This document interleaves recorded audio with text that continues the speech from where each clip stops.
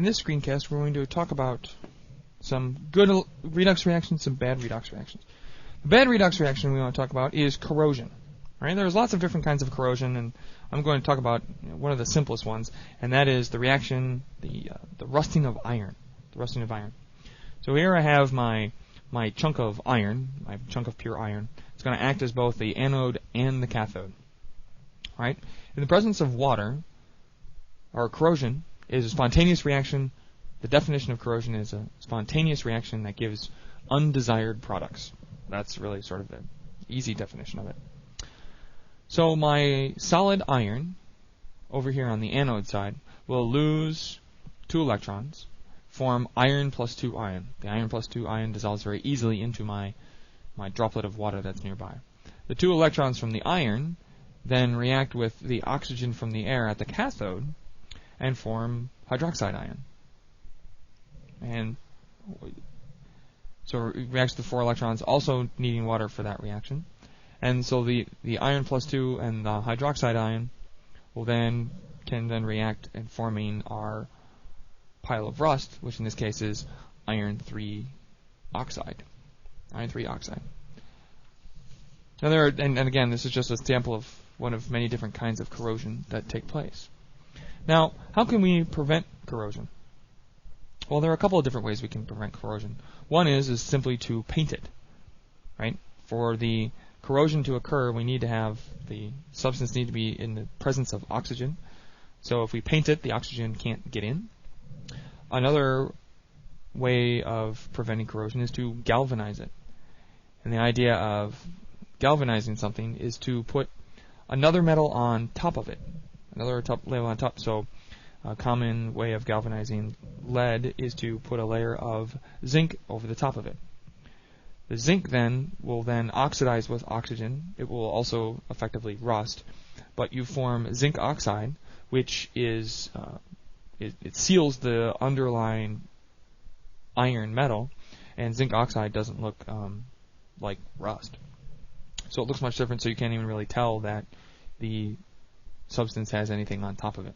So you get this very thin layer of zinc oxide that sort of seals the iron underneath it. And galvanized obviously has a much longer lifetime because it's an impermeable oxide, whereas paint, will chip away and, will not last a tremendous amount of time. Right? So corrosion is a bad redox reaction that we're familiar with. A redox reaction that we use that is very useful is called electrolysis. And electrolysis is the means of using electricity to produce a non-spontaneous change. Right? What we're basically doing is we've talked about electrochemical cells that are positive, are spontaneous in that direction. Electrolysis is taking a reaction that is spontaneous in one direction and reversing it by putting the electricity in. So basically driving it backwards. Right? And we use electrolysis to produce a lot of compounds that we use, for, a lot of chemicals that we use.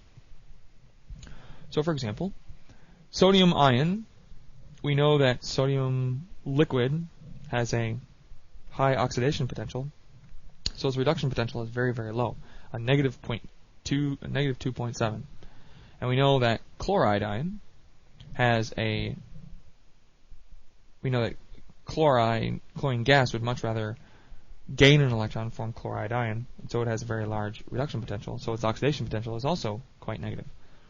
So if I add these two half reactions together, my overall reaction is 2 sodium chlorides reacting with 2 sodium liquid, or reacting to form 2 liquid sodium and chlorine gas, and notice that the potential is 4.017 volts. Right? So this reaction is very much not spontaneous in the direction that it is. In fact, if we actually calculate our value for delta G, remember that's N times number of electrons transferred times the Faraday constant times E sub cell, we get a delta G of positive 776 kilojoules, which, as you know, is an extremely large delta G, so very much non-spontaneous. Right? So what actually we're going to do is to get, this is actually the process that is used for producing sodium liquid and chlorine gas. You're going to take rock salt. We can't use sodium chloride aqueous, we have to actually use sodium chloride liquid. So we just take garden variety rock salt, heat it to 800 degrees Celsius, which turns it into liquid.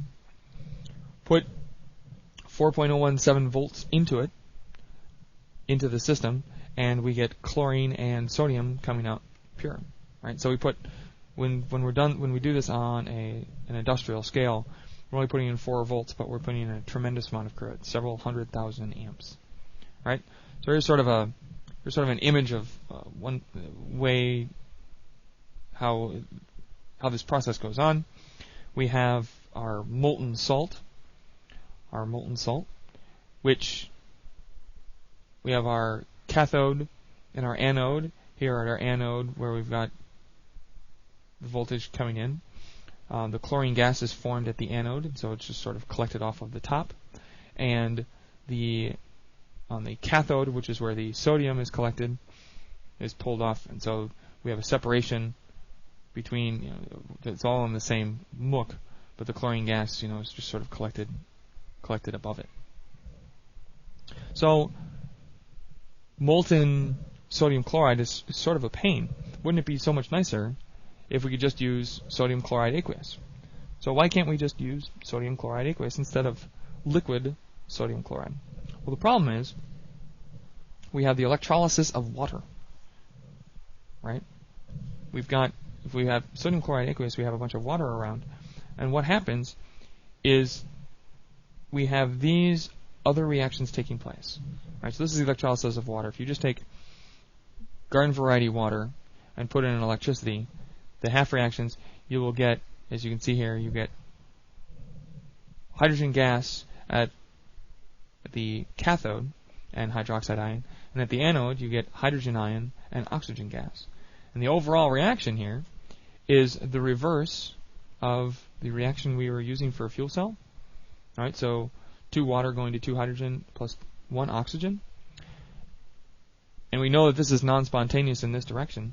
And E sub cell is minus 2.057 volts.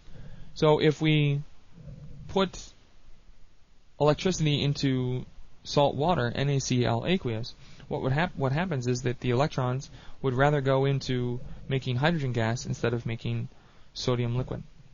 The system sees the current coming in and says, oh, I'd much rather do this because it's cheaper. It doesn't cost nearly as much, not nearly as much of a potential. We can make chlorine gas, however, in the other half reaction. We can actually get chlorine gas instead of oxygen gas by using what is called over voltage. If we put in more voltage than is necessary, what we end up doing is changing sort of the effective potential for that particular half reaction, and we can actually favor one oxidation over the other. So in this case, if we dissolve sodium chloride in solution, we can generate the oxygen, but we can't generate the sodium, and that's the electrolysis of sodium chloride.